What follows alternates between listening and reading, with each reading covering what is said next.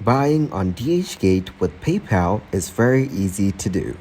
Today I'm gonna show you how to do it. First of all, go to the Dhgate website and browse for the product you want to purchase. Then select the product. Once you find the product you wish to buy, click on it to view the details and check the seller's information. Check payment options. Look for the accepted payment methods. If PayPal is accepted, you will likely see it mentioned during the checkout process. This information is usually displayed on the product page or in the checkout section. Then proceed to checkout. If PayPal is an accepted payment method, proceed to checkout by clicking the Buy Now or Add to Cart button.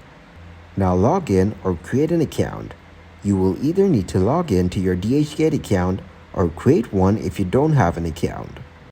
After that, enter shipping information. Provide the necessary shipping information, including your address. Then choose PayPal as the payment method. During the payment step, select PayPal as your preferred payment method if it's available. You will be redirected to PayPal's website to log in and complete the payment. Follow the prompts on the PayPal website to finish the transaction. Once the payment is successful, you should receive a confirmation from both Dhgate and PayPal.